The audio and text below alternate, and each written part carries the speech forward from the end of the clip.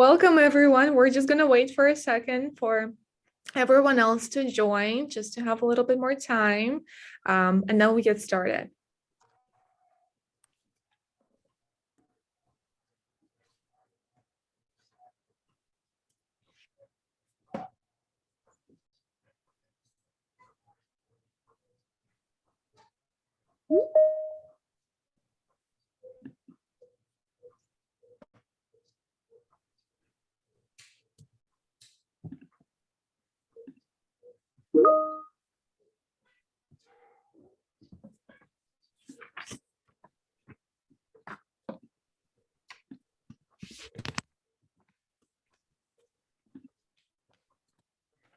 All right, so welcome everyone to Meow DC webinar on importance and play enrichment. It's no secret that our feline friends are incredibly intelligent, curious, and certainly full of energy. So they do require time, attention, and most importantly, play. Today with us, we have Joe, a feline behavior and training technician at St. Hubert's Animal Welfare Center, aka Feline Guru. And this webinar, just as an FYI, it will be recorded and will be available on the website. And at the end of the presentation, we will have 15 minutes for Q&A. And now I honestly can't wait to dive into the topic and learn more about cats. So now I will pass it on to Joe. Hello, everybody. I am so excited to be back at Meow DC. I'm super excited to talk about a topic that the longer I do this becomes more near and dear to my heart every time I talk about it. So it's so exciting to share this with you because I have worked with cats who, and in the shelter setting, they're nervous, they're scared, they're going through a lot. And one of the ways that I have broken through that and got to meet some really, really special and amazing cats is instead of doing the things that I thought they wanted, I gave them play, I gave them fun, and I helped bring those stress levels down through playing and enriching their lives. And so realistically, the importance of play and enrichment is it makes their lives better. It is an essential part of their life, and you're going to see the effects of allowing them to express that kind of well of energy in a way that works for both of you. So I'm just going to start with something I get a lot when I'm talking to adopters sometimes, and it's usually kind of a throwaway line, but I always use it as an excuse to kind of talk to them about their expectations. So a lot of people will go, I got a cat because they're easier than a dog. And I will always very politely just kind of cut them off at the pass and say, cats are different than a dog, but I wouldn't say one is easier than the other. I think with dogs, we have the expectation of they go on walks and they go to the dog park. That's a totally different webinar about why dog parks aren't that great. But there's just such a idea of I have a small space and I want a dog, but I'll get a cat.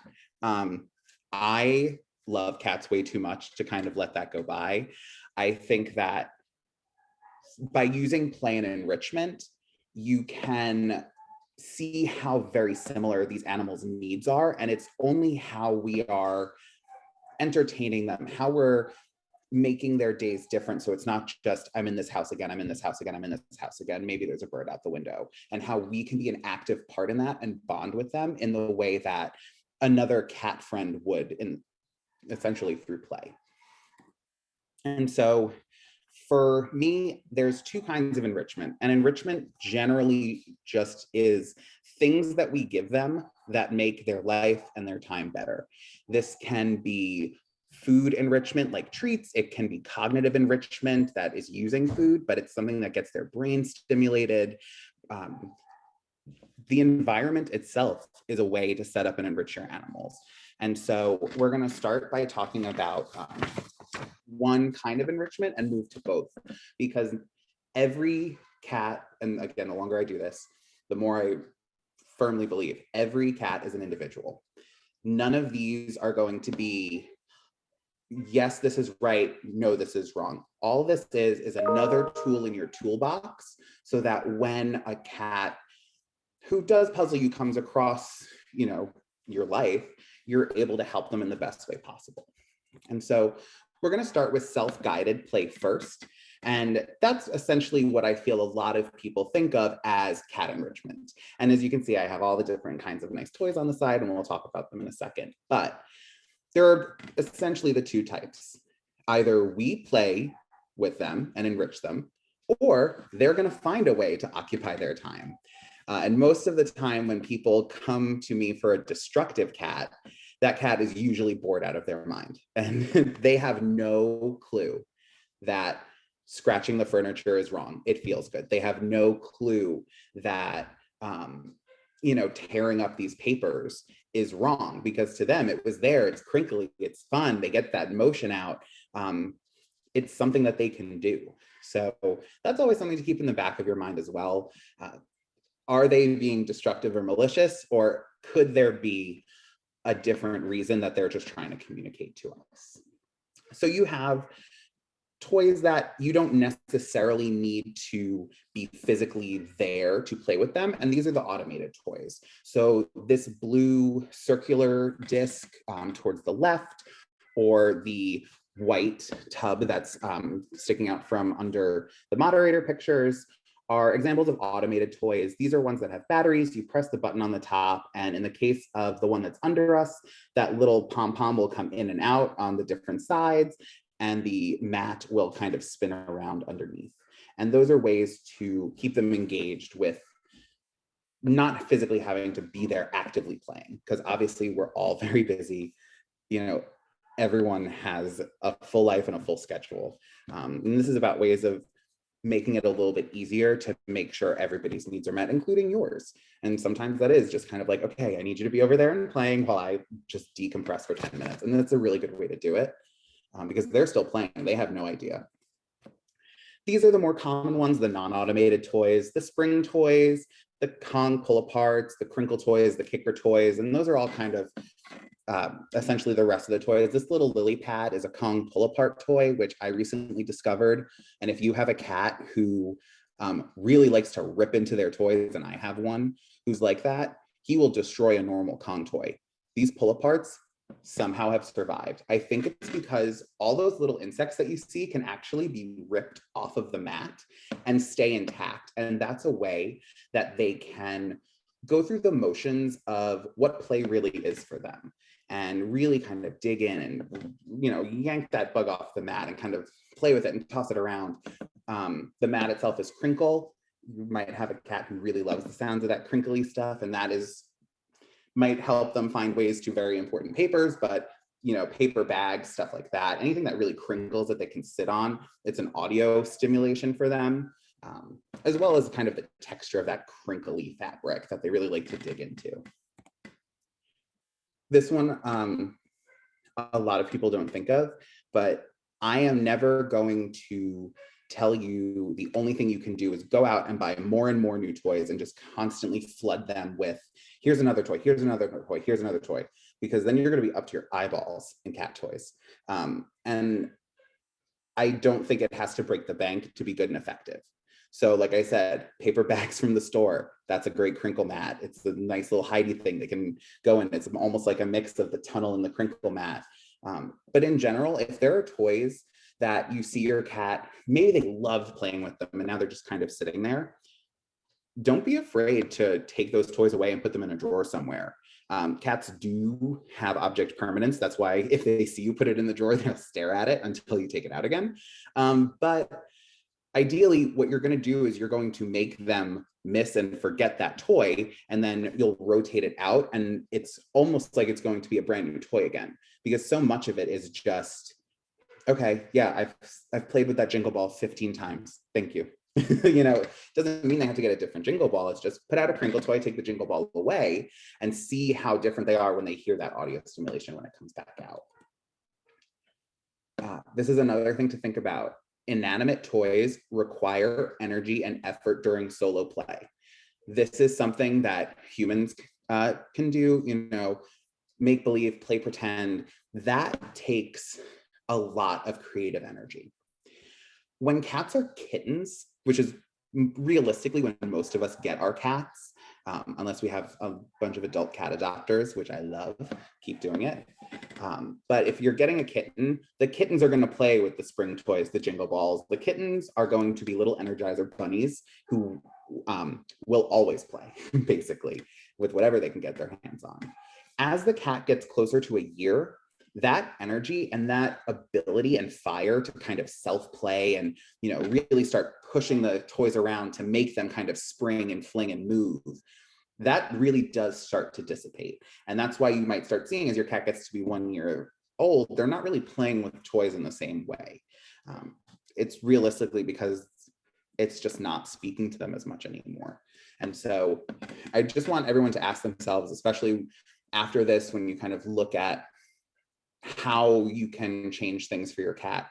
If your house is full of toys, how many of them are moving and engaging? Because cats' eyesight is based on movement. So if you have a perfectly still toy, firstly, it's really not even there for them. The thing that sparks them is that movement and that quick energy. And also, how are they going to know the glass that's sitting on the edge of the table perfectly still, or your nice vase, is a toy? It's really, really important to kind of have that delineation, I always think, because we can't explain it to them. So we just have to give them the consistency and the structure that they know that this is a choice they can make and it's not going to have negative repercussions. And here I'm talking about not breaking the bank, the gift that keeps on giving, and I think everybody has some, toilet paper tubes. You can do so much with toilet paper tubes. These are just 4 pictures from this website, and it's literally just do-it-yourself toilet paper rolls.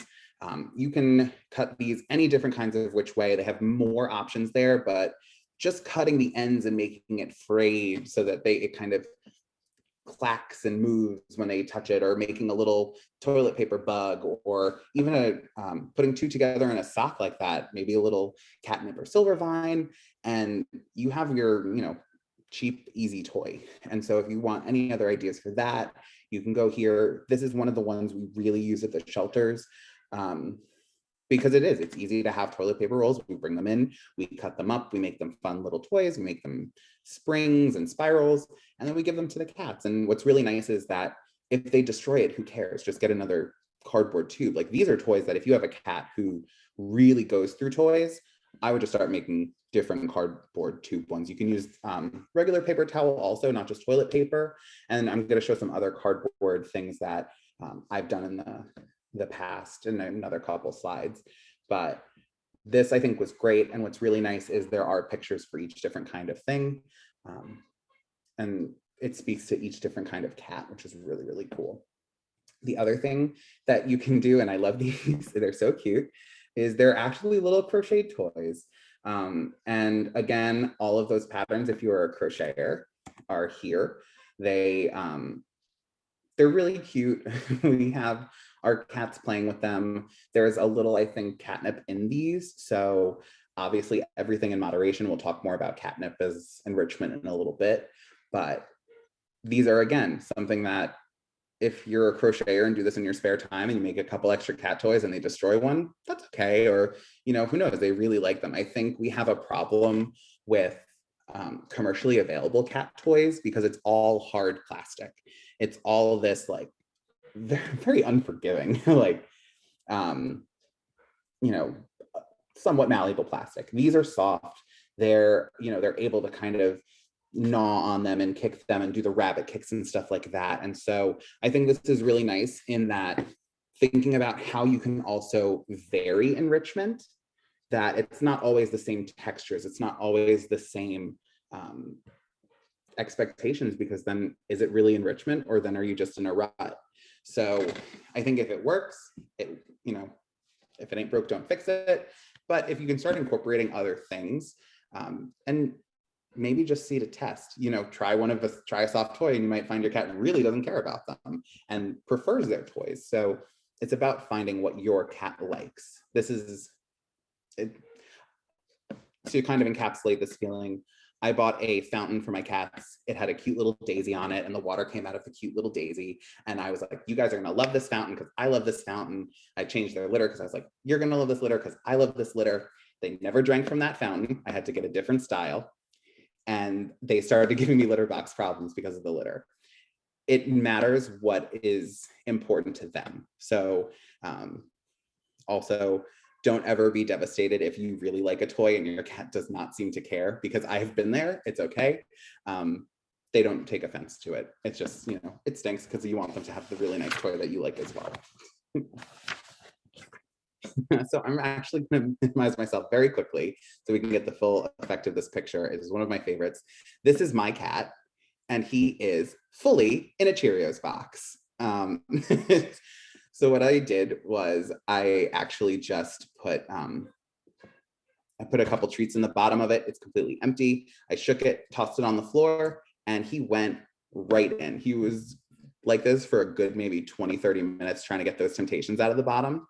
And so food-loving cats can use that natural desire to forage for food as a way to enrich their brains.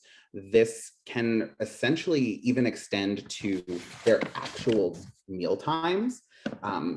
And making cats forage to eat as a way of enrichment actually helps them medically, because in the United States, this is one of the areas of the world, pretty much the only area of the world where we're having weight issues. And so it's somewhat lent to having a freestanding bowl of dry food out all the time. Cats are obligate carnivores, which means they can only really process meat, and they are opportunistic eaters. So if food is there, even if they're stuffed, they'll try to scarf a little bit down. So you might even see that if your cat eats really, really fast and then throws up a whole bunch of dry food that still looks like dry food. Slow feeders can also help with cats who really inhale that food, because it does slow them down, and sometimes that's what kind of activates that gag reflex. So there are multiple options for dry food. Doc and Phoebe toys, which look like little mice, you can hide those around. You know, using puzzle bowls or wobblers. There are wobblers, exercisers for cats and for dogs. And puzzle bowls primarily are usually seen with dogs. The reason that it's about finding the right puzzle bowl is because what you don't want is you don't want a channel that's so narrow that will be repeatedly pressing on your cat's whiskers, because what that leads to is whisker fatigue. They need those to kind of sense and orient themselves. And the last thing you want to do is keep putting pressure right there repeatedly. And so for any of these, again, I want you to keep in mind, it's about your cat. If you try it, you know, try it for a day or two. And if your cat is really not having it or can't understand, and you can't make it any easier for them, for example, if you know, if you're using a wobbler and the aperture hole is really small, if you can't make it any bigger, or you can't show them, look, I'm hitting it and I'm getting the treats out, and they're still not getting it, just try a different style, and just, you know that it's not, oh, then the foraging to eat doesn't work. It's, you know, this cat's personality with their ability to kind of learn about their environment is just not working with this style of bowl or this style of feeder. We have a kind in my house that you have to spin on top to have the food drop into a slow feeding bowl. And only one of my 3 cats will spin. They're all codependent. He'll sit there and just spin the top as the other 2 are sitting there eating. He just loves it. I can't say why the other 2 refuse to spin, but I changed it so that they don't have to at a different feeding station. So it's just stuff like that. It doesn't always have to be all or nothing. I really invite everybody to try more things and be okay with that gray area for maybe a day or 2, because cats overall aren't black and white, they're a spectrum. And I think when you're engaging with them, that's really important to keep in mind, that all of this is kind of on a spectrum. For wet food options, you're going to use lick mats, which are essentially the slow feeders preferred for cats, because it's just a grooved usually silicone mat that the wet food gets like pressed in, and they really have to spend time licking and digging. But what's nice is it's a mat so that there's no worry about the whiskers. And then the other two things I have here are family meals and training. And that's because wet food is normally higher value, but that doesn't mean that your cat won't love dry food more than their wet food. So if your cat does love dry foods, you can absolutely use these two options for that as well. Family meals is just going in and spending time with your cat while they eat. This is a way that you can go in, bond, spend some time, but it doesn't have to be a way to engage with them. You can go in, you can coexist, you can essentially even read a book just calmly, quietly to them every so often, looking up, offering them slow blinks. That's a way that you become part of the food ritual, and it's a way for them to start associating you with that. And that's an enrichment, because the closer bond they have with you, the more enrichment options they have, because you're able to do more with them because they trust you more. Essentially, do more things like training, which is used for, you can have them sit, you can have them touch your hand, you can get them closer to you, you can get them more involved without having to really put a whole bunch of onus on yourself. So I think those are all different ways that you can utilize food, especially if you have a food motivated cat, because what you're going to do with the training is you're going to start exchanging food for essentially behaviors or activities. And so what that does is it sets up that expectation, and it also is a way just to get them closer to you. I do again want to tell everyone, guilty pleasures are okay in moderation. I could have seen him like this, and I could have been really upset, and I could have been, I could have ruined the moment he had, but I think he's there and he's calm and he's really enjoying it. And he doesn't get to do this very often. I'm very, very good with keeping my my paper towel away and kind of in a cabinet, but he beat me today, and he seemed like he had a great time. If this happens again, I just want you to keep in mind, it's okay. Cats as a species are used to having a wide area, a lot of stimulation, a lot of different things that feed into them as a being. And cats can roam for about 4 miles. If they are an outside free roaming cat, their territory can be, that expansive. And so when we shrink that down to the confines of a house, it really does, for me, speak to how much, again, like a dog, they're different, but they need that stimulation, they need that energy, they need all of that stuff. And how tight we're condensing it down to. And that's why a lot of cats seem very active and very, all over the place, but it really is just because they are used to space, and they haven't been indoor only companions except for this last generation of people. I mean, tidy cats was invented in the 1950s. So them adjusting and us adjusting to meet them, I always tell people this, we really haven't done anything to cats as a species since we forced them to live in groups in what we consider ancient Egypt. That was around the year 0, a couple hundred years after that. The next time we did something to move cats forward in their relationship with us was the invention of litter in the 1900s, late 1900s. So they're learning, and we're still learning also. Like, this is a brand new relationship. And I think it's so exciting that there are people, and this thing is not to just plug me randomly in the middle of it, but that there are people here who are so excited to hear how to meet their cats. And I call it like the next great step of cat domestication, and everyone here is a part of it. So again, that's why these things are kind of, again, a spectrum, and not everything is going to tick every box, because they're individuals, and seeing if they can do this full time and live with us the same way we're doing it with them. So now we're going to go on to some of the real meat of how you can enrich your cat and be there. And guided play, which essentially just means you are the one kind of directing and saying how long the session is going to be and that kind of thing, is essential.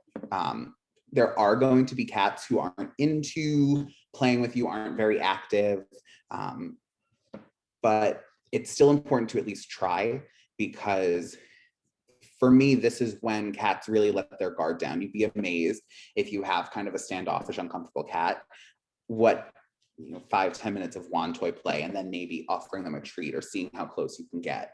They really let their guard down. And that's what I think is so special and important, because I mean, think of what it was like when we used to play as kids and like run around a playground and swing on jungle bars. Like that's what we're giving to them. This is a second to breathe. And so I think it's super important to make sure this is incorporated, even if it's, 1 to 2 10-minute play sessions every day. A little point on laser point play. This is one of my favorite little graphics that we've come up for one of these things. Sadly, it's to tell you that laser point play alone isn't going to be helpful. I will stand here and I'll let you know, it is a very helpful tool to begin cats in play, but like everything else here, it's not our only tool. Inherently, the laser as the only tool can lead to frustration. And so I never want to put anyone in a position where they're like, wow, my cat's finally playing, I'm using the laser. And then it is secretly frustrating to them. So they're like everything else, cats have a very specific way they like to do things, including play. And without a physical thing there, they can actually get the frustration from a lack of completion. And so what you're going to do if you have a cat who starts playing only with that wand toy, only with a laser, you're going to transfer it over to a wand toy or a treat at towards the end or at the end of the play session. Because what that's going to do is it's going to give them the ability to pounce on the thing they've been tracking and get some kind of physical stimulation. They can dig their claws in, they can maybe do a couple little corn cob bites, maybe do some rabbit kicks. That's what we're looking for. It's not just to get them to start playing. It's obviously the importance is we want to lower their stress levels. We want to make them understand that, they have this full life here. They're able to play. They're able to relax. They're able to relax with us. I've worked with cats who I've tried to go in and do, by the book. I'm giving you my hand. Here is a treat. Why won't you let me pet you? It's because I'm the scary guy who comes in every day and wants to force pets on them. Or even if I'm saying, do you want to come near me and pet you? I could alternatively be the person who comes in, oh, this is the wand toy time, yay, oh, and now, oh, this is just the treat time, yay, hooray. So again, it's about using all of these as tools and kind of mixing and matching to be for you and your cat. You can also use remote controlled toys. They are really good. However, unlike the laser, they're not totally silent. So if you have kind of a nervous cat with sounds, they might not be as helpful, but I've also used the remote controlled little mice kind of running around the floor to still be in the space, but not be standing and moving and waving my arms around with wand toys. My favorite thing. I should have stock in wand toys with how much I tell everyone they need to have them, but play is about engaging the mind. That's kind of essentially the whole thing. It's not going to be, it's not just a play session. So what play is they are losing themselves in a kind of fake hunt. So by using the wand toy as your interactive toy, there's never going to be confusion for your cat where the wand toy ends and your hand begins. Because these are sort of prey-driven sessions and we're trying to keep the cat in the mind of a predator rather than prey to keep them relaxed, this is a chase for them. And so I don't want you to get into the worry of, oh, we played with our hands and you're moving and you're hiding things and your cat maybe hits your hand without their nails, but then you go to pet them and your cat is like, hey, get away. How is your cat supposed to know that wasn't I can hit your hand because we're playing time? It's just about the, how it reads. And this is another thing just to be careful with. Be careful what surfaces you use as playthings. If you draw your wand toy up the side of the couch and your cat goes pop, pop, pop, pop, pop, pop, pop with their nails, there are scent glands in the paw pads. What your cat has done has put scent up the arm of your couch. So when they walk by later and go, this is a great place to scratch, I've already scratched it. They can smell it. It's something that we can't smell, but don't, again, being super clear, if you're not allowed to scratch the furniture, don't play on the furniture. Have cat trees that you can, have them employ the vertical space, maybe window ledges. But if you do that and then they start scratching on the couch, how are they supposed to know? They smelt it and they're like, it's fine. I didn't even get yelled at. My person was there doing it. And then you just have to deal with a scratching problem. When I say play is about engaging the mind, play equals prey. Cats are mesopredators. That means they are predator and prey. And for me, I think the more you can support them and make them think they are only predator and never have to worry about being prey is when they are going to be calm. And so that's why we always want to make them win at the end of this. It doesn't have to be an easy win. So it's not keep away. It's not they can never win. But over the 10-15 minute session of play, it could be shorter depending on your cat, you should let them actually catch it for a couple of times. And you should let them do that. And then all of a sudden play dead when they've let their guard down a little. You come back to life and you move the toy. For me, I always like to imagine it's like walking your pet bug on a leash, so you can't see them, but they're right there at the end of that wand toy. So sometimes maybe they're flying a little lazier through the air. Sometimes they're a little more frantic. Sometimes they're going in low sweeps across the ground. Sometimes they're still. I don't want you to think you have to do a 15-minute floor routine, like gymnastics, but it should have all of these random movements. You should play dead and then keep the game going. And then what you're going to see as your cat is probably getting more and more essentially frustrated that the game's not over and that the prey keeps getting away. You might see their tail start to flick, or they're still kind of hitting it, but being much slower with going after it, still more deliberate with their movements. Maybe they're starting to stalk it because they're realizing they're not getting it. There's sort of a completion of hunt, which is like why we're moving the laser onto the toy, so that they can actually dig into something, really feel like, yes, I am successful. Here is a thing.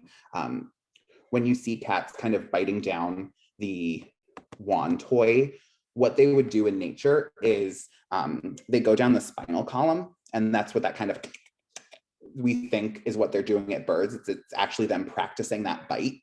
And so what they would do is that they would do a couple of bites on the spinal column to finish their prey. And that's what you want to let them do, even if it's a little bit on the wand toy, because it helps them really feel, oh, it's done. Because otherwise you've set them up for, in the wild, they wouldn't eat.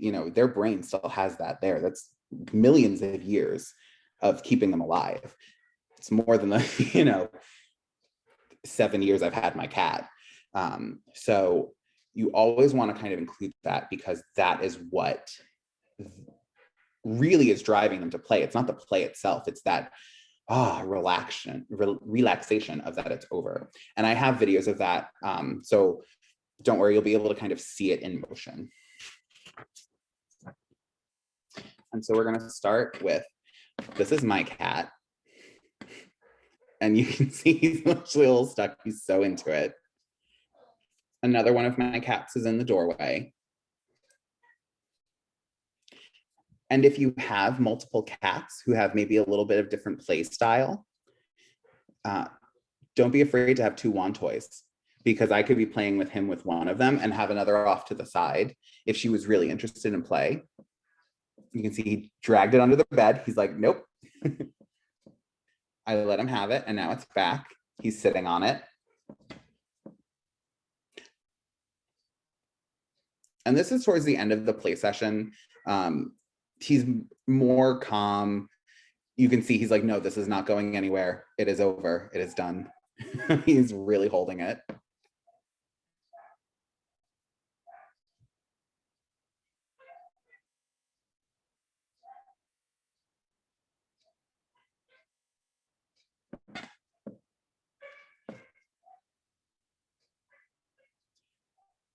But it's not totally the end because, and I just have to wait for this. You can see I'm obviously still keeping the game going. I'm doing these random motions because we're more towards the end of the play session. I'm doing a lot more erratic movements because if you were kind of getting hit around by a cat, you'd be a little bit more dazed. And so you start with slower, more methodical movements, and then you end with these kind of like, I'm going all over the place. And I say that and I want it to wait because a lot of people can't tell, but I can because they're my cats. That's a different cat. He is not the same one who went under the bed. He has been watching the whole play session and waiting and being like, now's my moment. And then he goes. So if your cat doesn't immediately get engaged, it's okay. You might be kind of doing a lot of spinning around for a couple of minutes, but try, if you feel like it's moving too fast for them because they're like, oh, I'm not gonna, I'm not gonna pounce and then not have it work, especially if they've been watching it for so long. Try to slow it down. Try to have pauses. You know your cat, and so don't be afraid to, if something's not working after trying it for a couple minutes, change gears. See if that, oh, too fast didn't work. Maybe more slow. Slow didn't work. Maybe a little bit faster. There's multiple cats and maybe one really wants the toy and the other doesn't want to bother him. 2 wand toys, stuff like that. You can also do things. I've done this with my cats as long as I can remember having cats. It's one of my favorite things to do. But this next video, I just kind of ignore my pile of laundry. Our washing machine was broken. I just kind of hide around the corner sometimes. And even this is something that's nice and fun for them because they're like, oh, what was that? You're peeking around. And usually they run down the end of the hallway and they see me and I go, boop. And that was our game. And because we've done it the same way since they were kittens, they know, like, I'm going to be around the corner and they're going to run to the top of the stairs and we're just both going to go, ooh, and that's going to be it. If you have a cat who gets really intense with play, that's not something I would do, obviously, because I don't want them coming around the corner and then be like, Papa, because what does that do? Teaches them to go around the corner and jump out at people because that's the game. But if you have a calmer cat, he's pretty chill, then I think it's something fun to do. And it's a bonding thing because they know if you're peeking around the corner, maybe you're in for play. Maybe you're here just to say hi. And I always love stuff like that. This is a clear end of the play session kind of thing. This is duct tape. She has fully pulled the wand toy out of my hand. She was like, this session is over. And she is actually trying to take her prize away from the other cats. And so I'm just going to play this. And you can see how much she is like, I would like somewhere to be alone with this. This is why it's so important that they get that last couple of minutes because she is so excited. She's like, where can I take this to go eat this little mouse?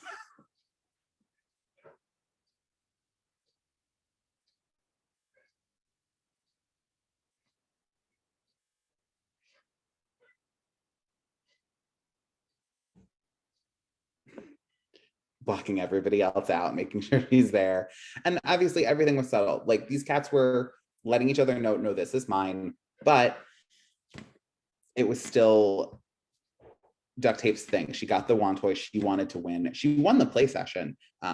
And essentially this is all she wanted to do. And then I just left it with her for a couple of minutes. She finished, I took it. It was totally fine. That's another good thing about wand toys. If you haven't realized, you're constantly always switching them out because they're not out when you're not there. So that becomes the toy that you use and then it goes away. And then when they see that toy, it's like, oh my God, it's the fun time. Great. And it's another way to kind of trick their brain into wiring itself around enjoyment with you, which is something that's always great. A couple of other different ways, and these are going to be a little bit faster because I want to make sure I have time for your questions. I always think it's harder talking about cats in the abstract because you're like, here's every kind of thing that you can do for them, rather than when you hear like a concrete situation. And I always love that. So I'm going to make sure we get to those, but how else can we enrich our cats? I said pretty much everything could be enrichment, and that's essentially true. I'm in the cat meeting already. Haha. I don't know if anyone else heard that page. We're having our daily meeting. So audio and visual enrichment. Same as with people. I love my TV and I love my music. So there are two different things that I really, really like to use. I use them for the shelter cats. I use them for my own cats. But the first is on the right. If you just search cat TV in YouTube, you are going to get all of these videos, and some of them are like 8 hours long. And so it's just, little birds popping in and out. And it's essentially, if you don't have a good nature viewing window, it's a way to kind of create one. The only thing I would say about cat TV, put it on a tablet and not a laptop, because what your cat is going to do, if they are anything like my cat, is go about 3 inches, which isn't even that, from the screen, and sit on the keyboard and kind of mess everything up. So I always think kind of a tablet that you can just prop is going to be easier. And then Music for Cats is by David Tye. And the first one came out in 2016, and there's been a couple of albums since then. But what he's done is really cool, and that for dogs, where we have studies that show classical music helps bring their stress levels down. There is a study, and I believe it was published in Applied Animal Behavior Science, but they did a study using music for cats, classical music, and then kind of a control group, and found that cat stress scores were actually lower with music for cats, and that classical music didn't really do anything for them. I can see how that works, because for human music, it's a system that we devised, and we understand, typical ways of resolution and stuff like that. And that's what makes music exciting for us, whereas cats don't have that same reference. And what David did was he took sounds that make cats calm, like suckling when they're newborns, or purring, or scratching in a litter box, stuff like that, and bird chirps. And he actually created these soundscapes by altering them and changing how high or low they might be, and adding normal human instruments that make it enjoyable for people. And so if you have a kind of nervous cat, playing this for them, scientifically, as far as we can tell, can actually help make them a little bit calmer. You can also do scent enrichment. Essentially, these are nose work scents, so you can use them for different prey animals, rabbit, I think they have like a squirrel one. But essentially you would put them on a little bit of cloth, or maybe even a cloth toy. But when I say a little bit, I genuinely mean a little bit, because people can smell these. And I don't want your house to stink of this. I just genuinely don't. So, 1 or 2 drops, your cat can smell them, I promise you. But it's something that they do with dogs that help them identify scents and stuff like that. And those are available on Amazon, or you can just Google the different scents that you want, and there's a variety. This next one is a video, and I said we would talk about catnip and silvervine, and we can always talk more about them, but catnip is a stimulant. I really like to avoid using it in the shelter, because I don't like that if a cat is caged or confined with it, it's a stimulant. So they're kind of just bouncing off the walls. You can actually make them throw up if they can't get away from it. It's a lot on their system. And so I found that silvervine, which is an Asian variety of kiwi,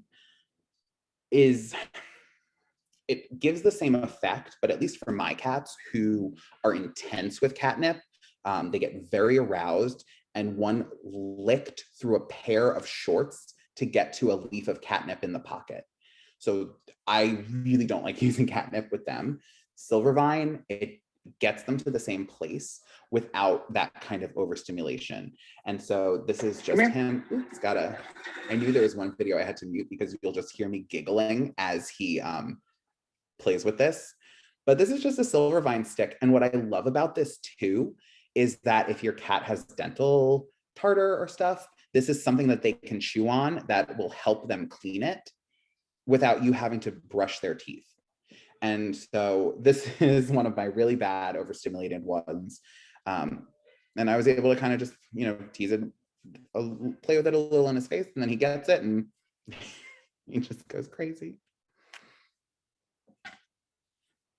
So I would always vote for silvervine over catnip. Just when you're looking for it, you can see it through Chewy. You can find it through a couple of sites. there is a market for it, to the point where just make sure it's silver vine and the ingredients say silver vine. There are ways that people can take other sticks and like coat them in a silver viney coating. And my cats have not, swallowed these, gotten splinters. They gnaw them until they kind of do fibrously come apart. And then I'm just able to pick them up and it's totally fine. As you can see, we take care of any tartar and stuff like that. And then the last kind of enrichment, and it's one that I will openly say is maybe a little bit controversial, is outside as enrichment. And I've kind of given 3 different varying levels of outside as enrichment. The first is, this is actually my screened in porch as we're converting it to our catio. All I did was I got vinyl literally online as sheets and I rolled it down so it was easy cleanup. The windows continue around behind me where I'm taking this picture from. And then the windows on the left are actually into our living room. And so the cats can come and go freely. They obviously have the trees. They have one of our old beds out there so they can all sleep on it still. And this is just a great way. You can do this. You can have, a little catio cage built out of one of your windows if your cat is really into the outdoors, or just having multiple options of windows, stuff like that. You can also, if you are a plant lover, as my fiance is, I am going to fall in plants one day and they will never find me. You can bring in plants. Mine have not really gone after the plants they're not supposed to, because I put stuff like this cat grass as almost a decoy. And so catgrass is just a type of wheat. It doesn't have the same stimulation effect as catnip does, so you can leave it in the house. And I essentially just put that there as a decoy, and they go and they chew it and they gnaw on it, and then they leave the other plants alone because they've gotten out whatever was inside them saying, I need to chew on this plant. It could also help with dental stuff because it's almost like little floss. And then here's that same cat on a harness sitting in, I believe it's our raspberry bushes. And he, out of the 3 of them, I put him on a harness. We also use a stroller. He is very, very good about that. Again, he knows the routine, he knows the schedule, but he absolutely loves being outside. He's always loved being outside. And I have him and a sibling, and they could not be more different. So they really kind of spoke to me about how all of these enrichments are just tools. If your cat is not accustomed to being outside, please do not just say outside is enrichment and let them just go outside. There are steps, there's acclimation. It's just like bringing a cat inside. I want everybody as a people to be safe, but also cats. So, use a stroller, use a harness, make sure they're good with strollers and harnessing indoors. Practice in your living room. If, make sure they can walk around and, turn their attention back to you and do stuff like that. So that once you go outside and there's this bombardment of stimulation and things that might enrich them that they're excited about, they still have that connection to you. And that's why you, as their caregiver, providing this enrichment, bonding with them, making their life and their resources where you are as fun and as pleasant and as happy as possible, because that's what's going to keep them. And so I would love to talk to some people about their individual cats. And thank you for listening to all of this. But do we have any questions? Thank you so much, Joe. I learned so much about it, and I myself is guilty a little bit of making some of the mistakes that you mentioned. We do have some questions in the Q&A, and please feel free to use the Q&A part to ask questions in case I missed someone, because I had some internet issues. I do see a question from Michelle. What can I do for my cat who is skittish but is also cuddly? She hates play. So if she's cuddly and skittish, if the thing that seems to really set her off, like if you're cuddling together and there's a really loud sound and she's kind of, oh God, I would maybe try taking tape or taking scissors and cutting off. If your wand toys have jingle bells on them, which a lot come with, I have had to tape those down, and so that they don't make that sound and it's just the movement, and finding ways to even subtly get her involved. Like if you have like a shoelace in your pocket and maybe you're sitting on the bed together, can you take that out and maybe drag it along the bed and do stuff like that to have her in a place where she might be comfortable, and then maybe push the envelope a little bit. You can also do, automated toy stuff like that.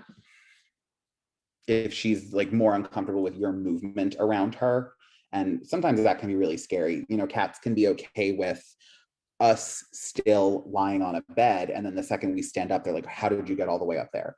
That could be a factor in why she's maybe doesn't seem like she loves play, because she's just trying to, categorize everything else. Thank you. We have another question. How do you feel about remote control treat givers for cats that are controlled by the pet parents and usually have a camera attached? Will this make my cat more anxious or miss me more?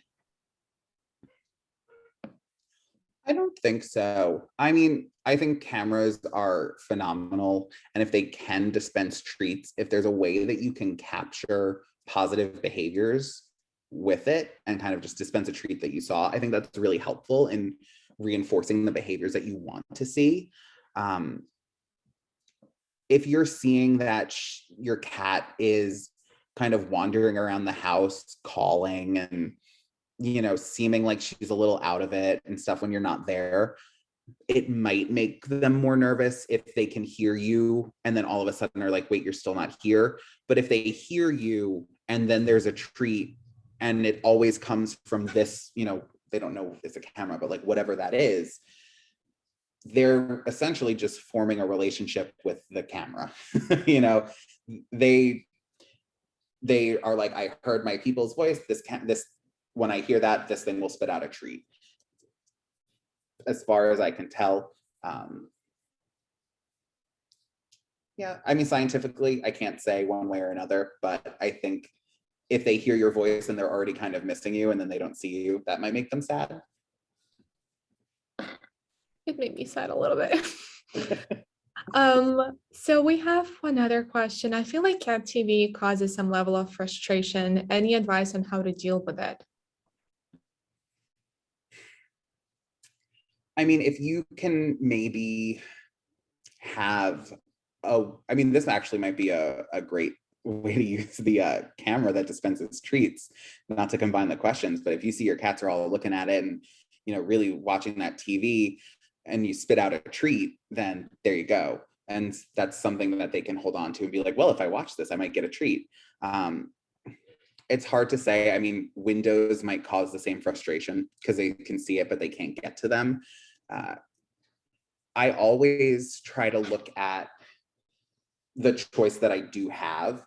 And if the choice is like, oh, I don't have a window, but I have cat TV, is that more enriching to have it on for a little bit and then have it go away, even if they get a little frustrated that they're like, oh, I couldn't get that bird from before.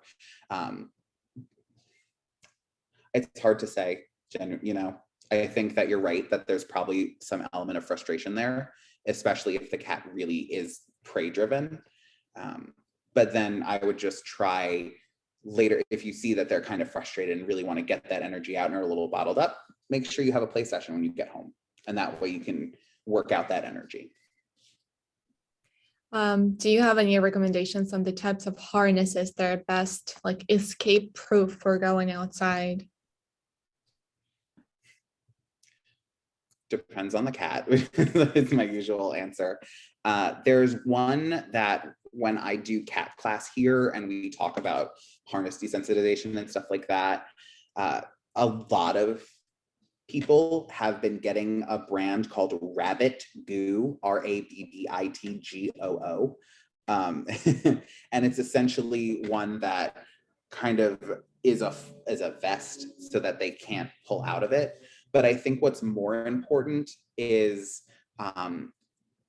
one that connects in multiple points. You can't see it in this picture. It not only goes around his neck, but there's a second part underneath his front arms. So there's that kind. Vests, what you really want is multiple points so that they can't just get out of one and then they're out. You know, you want to have that couple of seconds of being able to get them. So I would say it's one that they're comfortable in, but also I would say make sure they are super solid inside. Like almost the harness isn't as important. I mean, again, multiple points of contact, a nice, you know, clasp that you're not afraid is just going to bust open, stuff like that. And then really make sure they're solid, because what their instinct is going to be is to run, hide, hunker down. So you'll probably have a couple of seconds if they really are overstimulated that you want to get them inside. And if you have your cat walking inside perfectly and they walk outside and their first instinct is to pancake and look around and start freaking out, that's okay. They are able to go outside for that 1 second and you just lead them back inside, praise them, and you build up more slowly and slowly. So some of this might be, you know, making sure, again, it's a game the cat can always win. If you have a harness that was working and then all of a sudden your cat's wriggling out of it, maybe go back to the point where it stopped working and see if there's a way that maybe increments of less time or getting them used to one point on the neck and then clipping the other side can help them be more comfortable in a harness that they might not have been comfortable in before. I cannot emphasize enough how much I agree with you right now. I learned all of those things the hard way when my cat escaped 2 harnesses because he had 2 on and he just slipped away like this. So yeah, training plays a big part in this.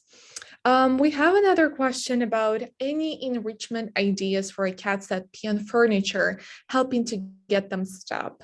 Please help. Oh no. So yeah, obviously furniture, oh, you don't want that. First things first, if you have not cleaned it with something like a Nature's Miracle or pheromone specific for cats, do that immediately. Because what happens is the scent will sink down into the couch itself. And even though we can clean it and not smell it, they can smell those pheromones. And so that's kind of a first step. Second is if they're not fixed, that can also help. If you have a lot of cats in your area and this is maybe some kind of expression of I saw a cat outside and I really didn't like it and this is my house, you can, that one's hard because that can happen hours apart. And so that is something that you can use a camera to try to see or find. I would almost say rather than enrichment, because going on the couch is like a specific need that's not being met for whatever reason. Whether it's, there's something about the litter box, there's another kind of intercat issue if you have multiple cats, or if it's something like they saw a cat outside, they really didn't like it and they're like, how do I say this is my area? And what they're doing is they're commingling scents, because the couch, even though again we don't smell it, it smells like you, it smells like family, it smells like everybody. And so if maybe this started when schedules really changed and they're like, where's my family, where's everyone, I know what I'll do, I'll let them know where I am and commingle our scent. That can be something that happens. And if you haven't gone to see the vet either, I find that one of the first things cats do to let me know there's an issue is something weird with the bathroom. I've had it personally with my multiple cats. One cat had very recurring UTIs and she was going outside the box, and that was a weight issue. I've heard cats going outside the litter box and a vet cleans their teeth and it was like a tooth pain that the cat was trying to deal with.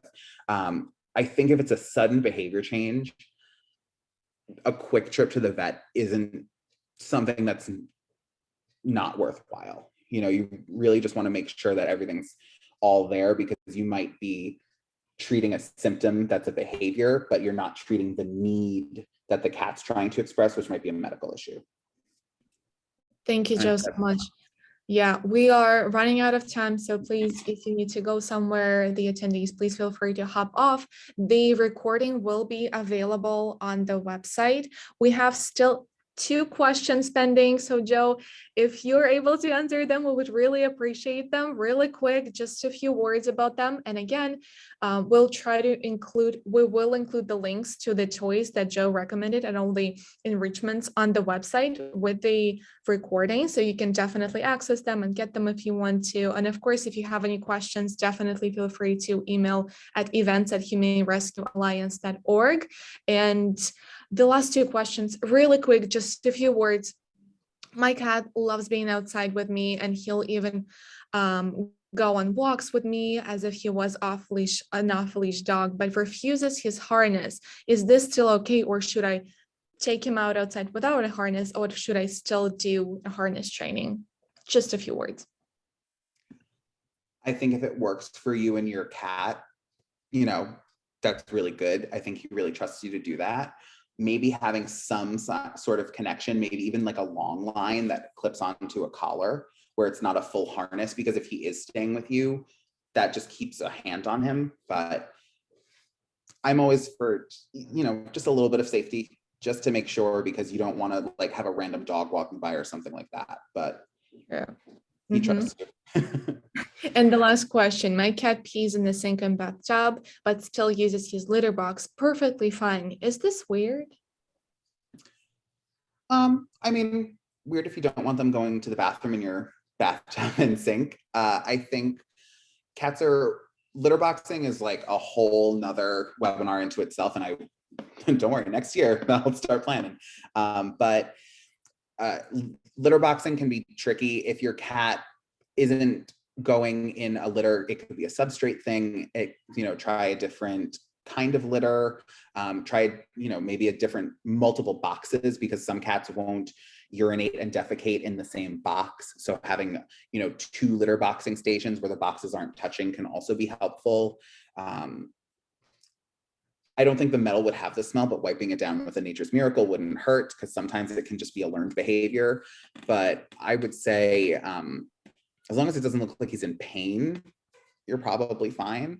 But I would, if you can, keep him out of that room so he doesn't keep doing it, and have, a couple litter boxes just to try to see, maybe it's a litter box size issue, maybe it's I don't want to go where I pooped issue, that kind of thing.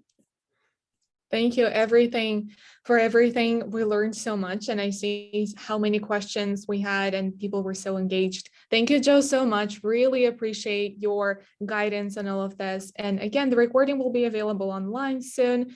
So thank you everyone for coming today and joining us. Thank you everybody for having me.